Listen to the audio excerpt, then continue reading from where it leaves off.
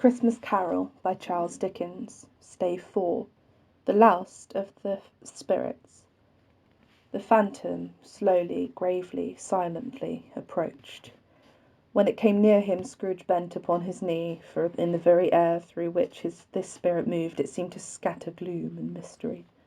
It was shrouded in a deep black garment, which concealed its head, its face, its form, and left nothing of it visible save one outstretched hand. But for this it would have been difficult to detach its figure from the night, and separate it from the darkness by which it was surrounded. He felt that it was tall and stately when it came beside him, and that its mysterious presence filled him with a solemn dread. He knew no more, for the spirit neither spoke nor moved. "I am in the presence of the ghost of Christmas yet to come," said Scrooge. The spirit answered not, but pointed onwards with its hand. "You are about to show me shadows of the things that have not happened, but will happen in the time before us," Scrooge perused. "Is that so, spirit?" The upper portion of the garment was contracted for an instant in its folds, as if the spirit had inclined its head. That was the only answer he received. Although well used to ghostly company by this time, Scrooge feared the silent shape so much that his legs trembled beneath him, and he found that he could hardly stand when he prepared to follow it. The spirit paused a moment, as observing his condition and giving him time to recover. But Scrooge was all the worse for this. It thrilled him with a vague uncertain horror to know that behind the dusky shroud there were ghostly eyes intently fixed upon him, while he, though he stretched his own to the utmost, could see nothing but a spectral hand and one great heap of black. "The ghost of the future!" he exclaimed. "I fear you more than any spectre I have seen. But as I know your purpose is to do me good, and as I hope to live to be another man from what I was, I am prepared to bear you company, and will do it with a thankful heart. Will you not speak to me?" It gave him no reply. The hand was pointed straight before them. "Lead on," said Scrooge, "lead on. The night is waning fast, and it is precious time to me, I know. Lead on, spirit." The phantom moved away as it had come towards him. Scrooge followed in the shadow of its dress, which bore him up, he thought, and carried him along. They scarcely seemed to enter the city, for the city rather seemed to spring up about them and encompass them of its own act. But there they were in the heart of it, on 'change among merchants, who hurried up and down and chinked money in their pockets, and conversed in groups, and looked at their watches, and trifled thoughtfully with their great gold seals, and so forth, as Scrooge had seen them often. The spirit stopped beside one little knot of businessmen. Observing that the hand was pointed to them, Scrooge advanced to listen to their talk. "No," said the great fat man with a monstrous chin, "I don't know much about it either way. I only know he's dead." "When did he die?" inquired another. "Last night, I believe." "Why, what was the matter with him?" asked the third, taking a vast quantity of snuff out of a very large snuff-box. "I thought he'd never die." "God knows," said the first with a yawn. "What has he done with his money?" asked a red-faced gentleman with a pendulous excrescence on the end of his nose that shook like the gills of a turkey-cock.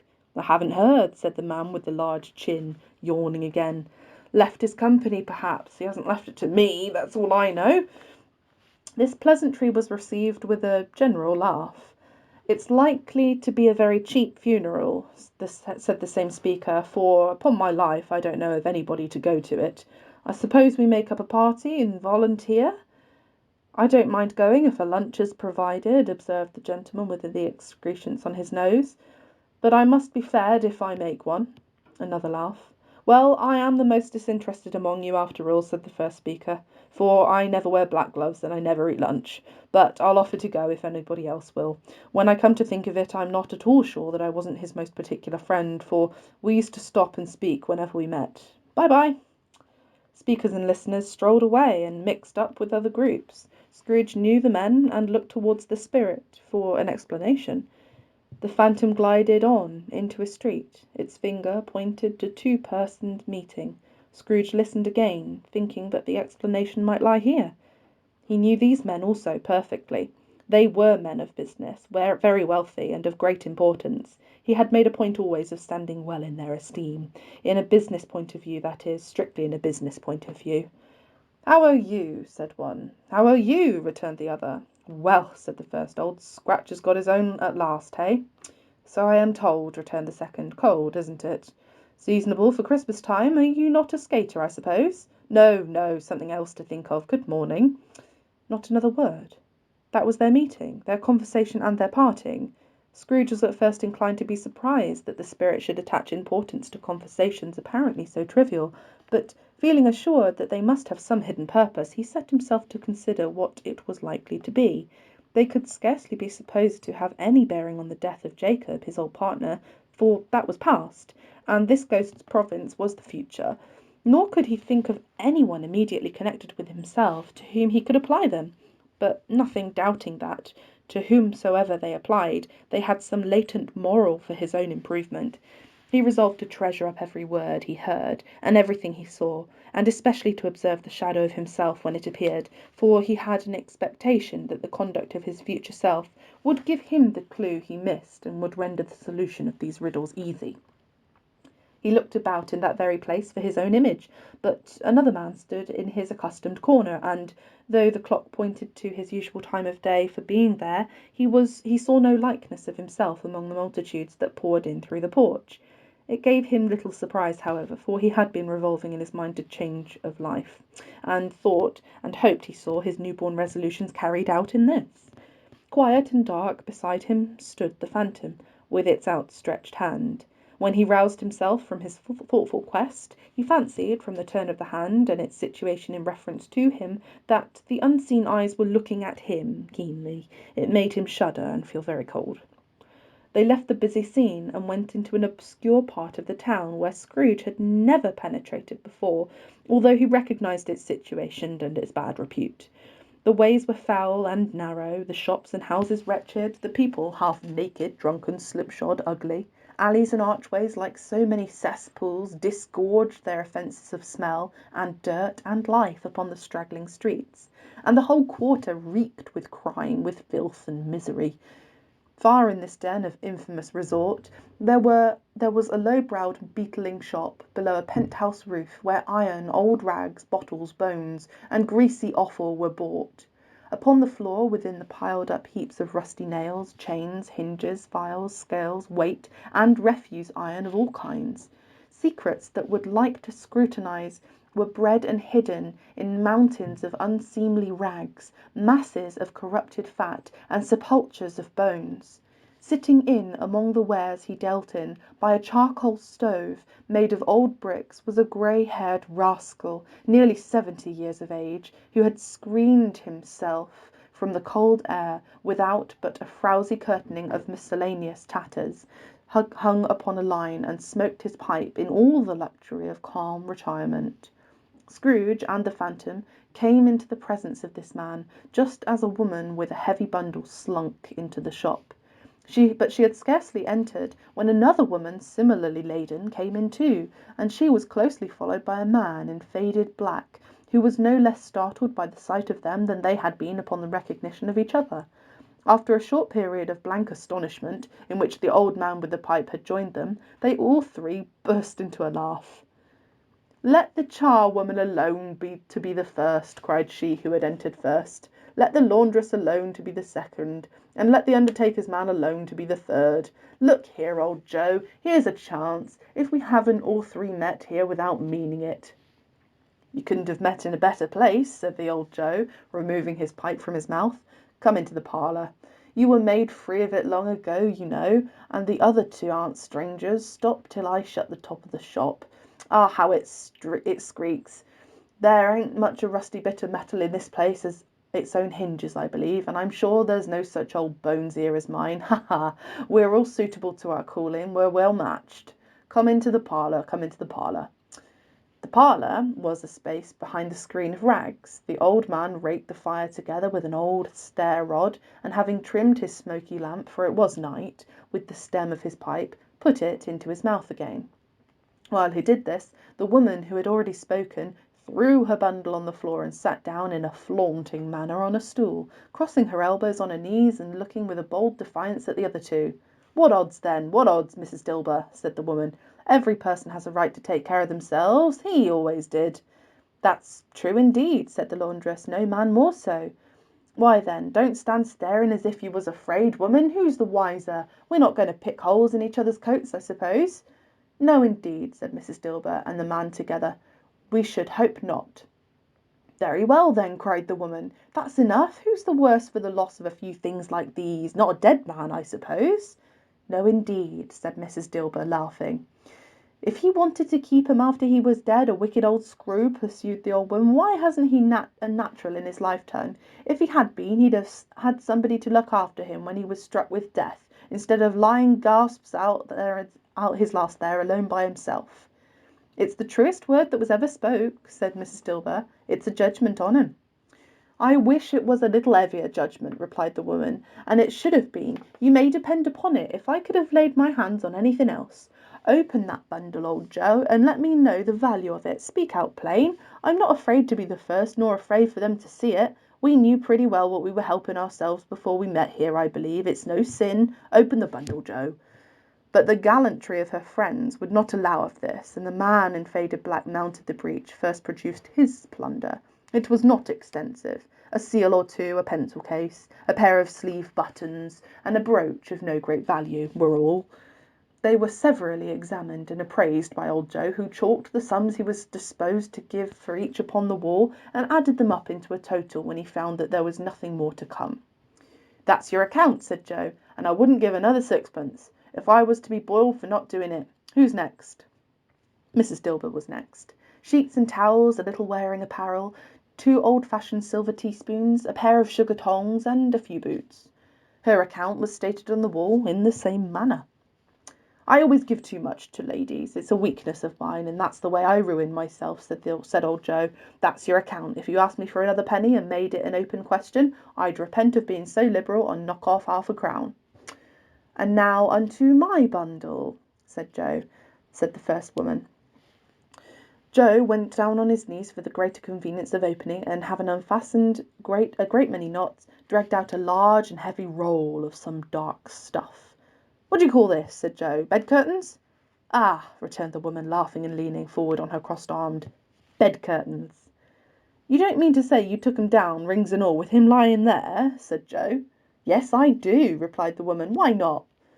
"You were born to make a fortune," said Joe, "and you'll certainly do it. I certainly shan't hold my hand. When I can get anything in it by reaching out for the sake of such a man as he was, I promise you, Joe," returned the woman coolly. "Don't drop that oil upon the blankets now." "His blankets?" asked Joe. "Whose else do you think?" replied the woman. "He isn't likely to take cold without 'em, I dare say." "I hope he didn't die of anything catching, eh?" said old Joe, stopping in his work and looking up. "Don't you be afraid of that," returned the woman. "I ain't so fond of his company that I'd loiter about him for such things if he did. Ah, you may look through that shirt till your eyes ache, but you won't find a hole in it nor a threadbare place. It's the best he had, and a fine one too, and they'd have wasted it if it hadn't been for me." "What do you call wasting of it?" asked Joe. "Putting it on him to be buried in, to be sure," replied the woman with a laugh. "Somebody was fool enough to do it, but I took it off again. If calico ain't good enough for such a purpose, it isn't enough for anything. It's quite as becoming to the body. He can't look uglier than he did in that one." Scrooge listened to the dialogue in horror.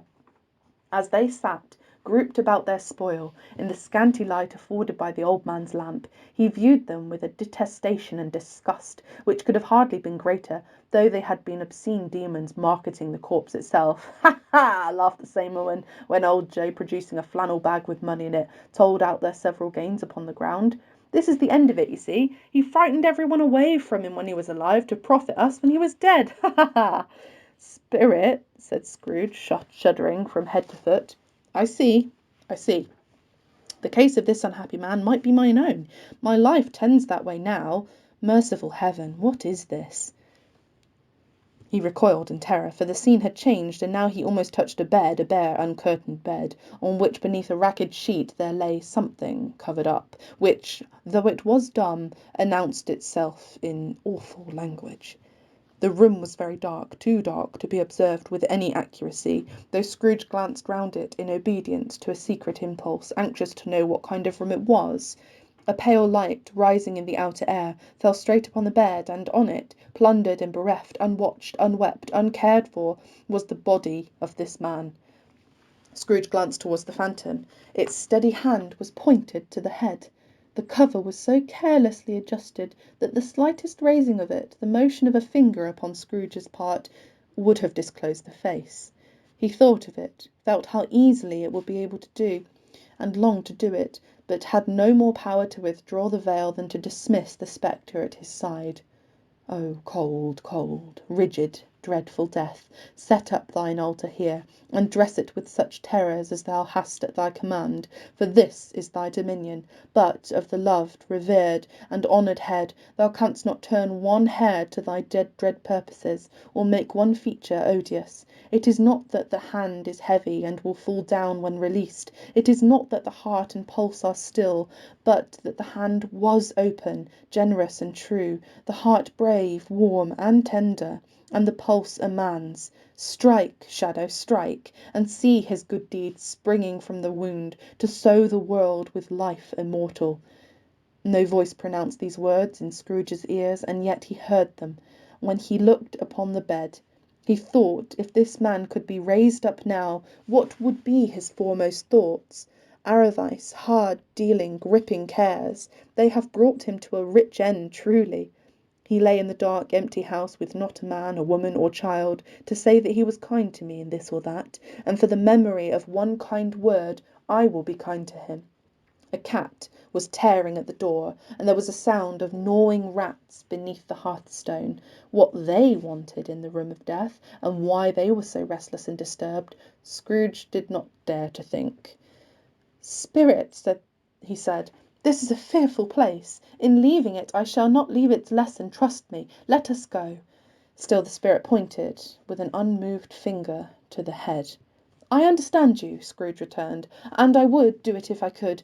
But I have not the power, Spirit. I have not the power." Again it seemed to look upon him.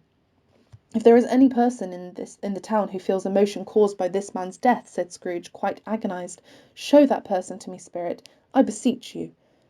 The phantom spread its dark robe before him for a moment, like a wing, and, withdrawing it, revealed a room by daylight, where a mother and her children were. She was expecting someone, and, with anxious eagerness, for she walked up and down the room, started at every sound, looked out from the window, glanced at the clock, tried, but in vain, to work with her needle, and could hardly bear the voices of her children in their play. At length the long-expected knock was heard. She hurried to the door, and met her husband, a man whose face was careworn and depressed, though he was young.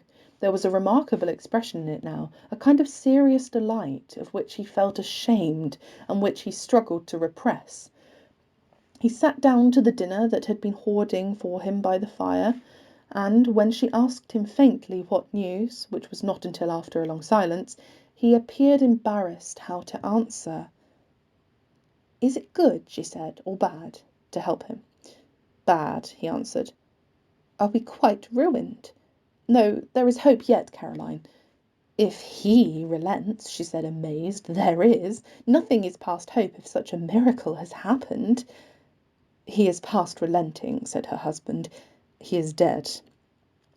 She was a mild and patient creature, if her face spoke truth, but she was thankful in her soul to hear it, and she said so with clasped hands. She prayed forgiveness the next moment, and was sorry, but the first was the emotion of her heart. What the half-drunken woman whom I told you of last night said to me when I tried to see him and obtain a week's delay, and what I thought was mere excuse to avoid me, turns out to have been quite true. He was not only very ill, but dying then. To whom will our debt be transferred? I don't know. But before that time we shall be ready with the money, and even though we were not, it would be bad fortune indeed to find so merciless a creditor as his successor. We may sleep tonight with light hearts, Caroline. Yes, soften it as they would, their hearts were lighter. The children's faces, hushed and clustered round to hear what they so little understood, were brighter, and it was a happier house for this man's death. The only emotion that the ghost could show him, caused by the event, was one of pleasure. "Let me see some tenderness connected with a death," said Scrooge, "or that dark chamber, Spirit, which we just left now, will for ever present to me."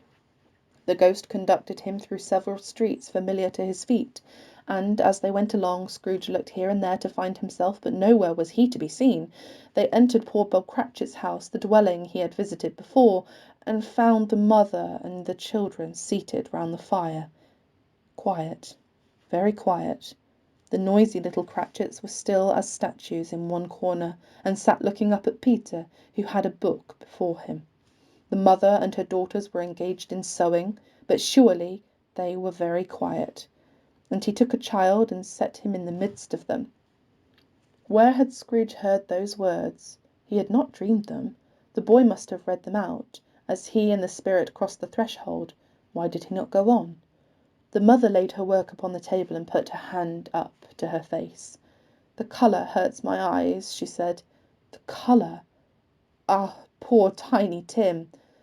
"They're better now again," said Cratchit's wife. "It makes them weak by candlelight, and I wouldn't show weak eyes to your father when he comes home for the world. It must be near his time." "Past it, rather," Peter answered, shutting up his book. "But I think he has walked a little slower than he used these few last evenings, mother." They were quiet again. At last she said, and in a steady, cheerful voice that only faltered once, I have known him walk with Tiny Tim upon his shoulder very fast indeed." "So have I," cried Peter, "often." "And so have I," exclaimed another. So had all. "But he was very light to carry," she resumed, intent upon her work, "and his father loved him so, and that it was no trouble, no trouble. There is your father at the door." She hurried out to meet him, and little Bob in his comforter, he had need of it, poor fellow, came in. His tea was ready for him on the hob, and they all tried who should help him the most to it. Then the two young Cratchits got upon his cheeks, and laid each child a little cheek against his face, as if they said, "Don't mind it, father, don't be grieved." Bob was very cheerful with them, and spoke pleasantly to all the family. He looked at the work upon the table, and praised the industry and speed of Mrs. Cratchit and the girls. They would be done long before Sunday, he said. "Sunday? You went to-day, then, Robert?" said his wife. "Yes, my dear," returned Bob. "I wish you could have gone. It would have done you good to see how green a place it is. But you'll see it often. I promised him that I would walk there on a Sunday. My little, little child," cried Bob. "My little child." He broke down all at once. He couldn't help it. If he could have helped it, he and his child would have been further apart, perhaps, than they were. He left the room, and went upstairs into the room above, which was lighted cheerfully and hung with Christmas. There was a chair set close beside the child, and there were signs of someone having been there lately. Poor Bob sat down in it, and when he had thought a little and composed himself, he kissed the little face. He was reconciled to what had happened, and went down again, quite happy. They drew about the fire and talked, the girls and mother still working.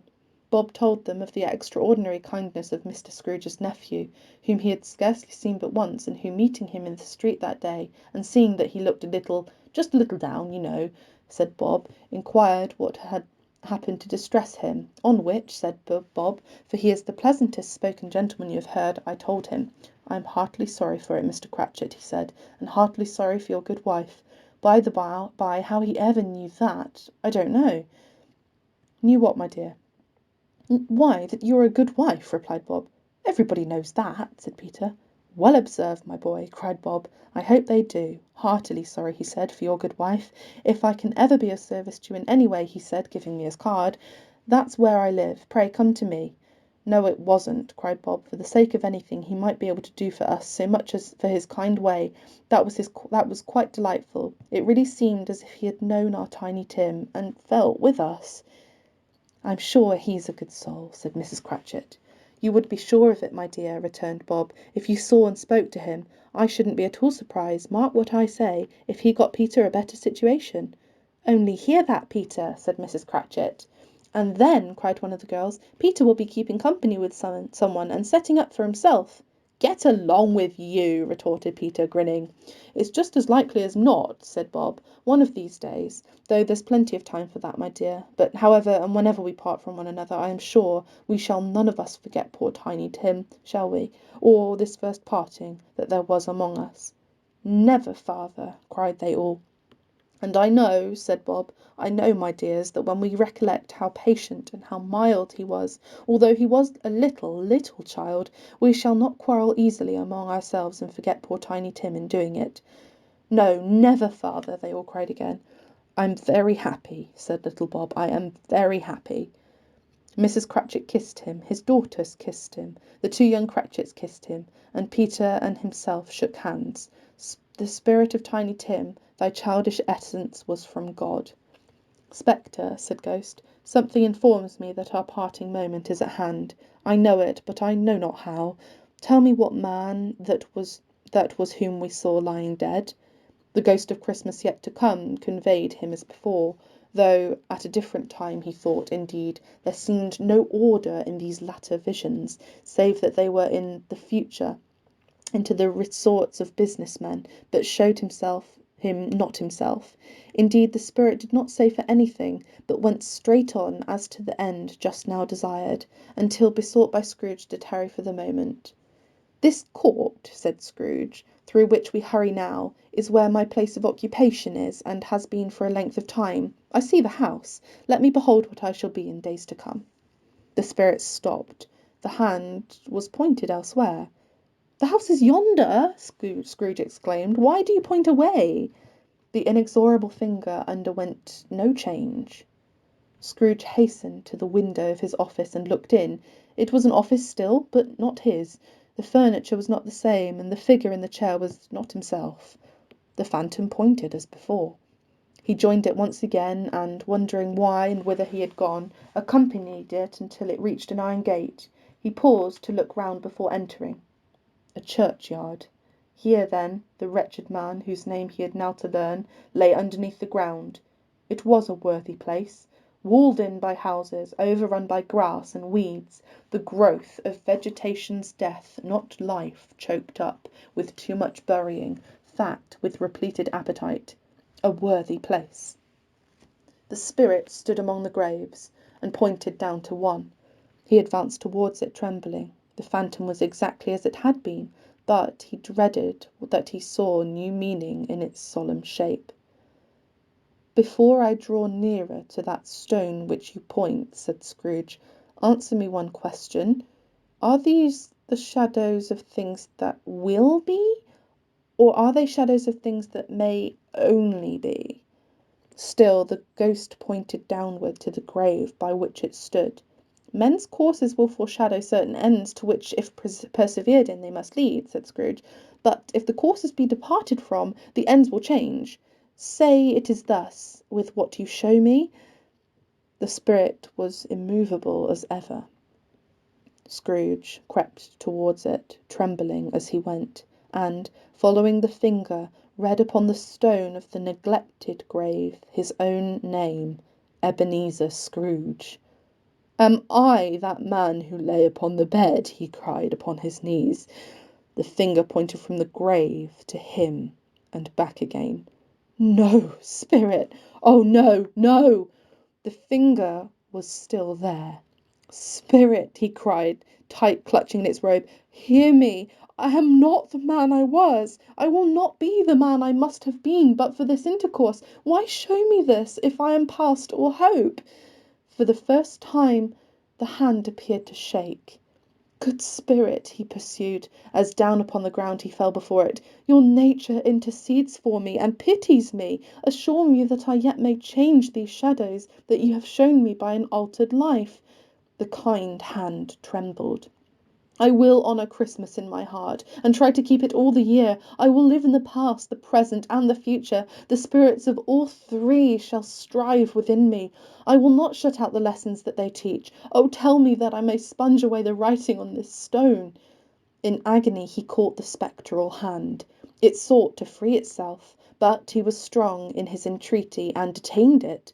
The spirit, stronger yet, repulsed him. Holding up his hands in a last prayer to have his fate reversed, he saw an alteration in the phantom's hood and dress. It shrunk, collapsed, dwindled down into a bedpost.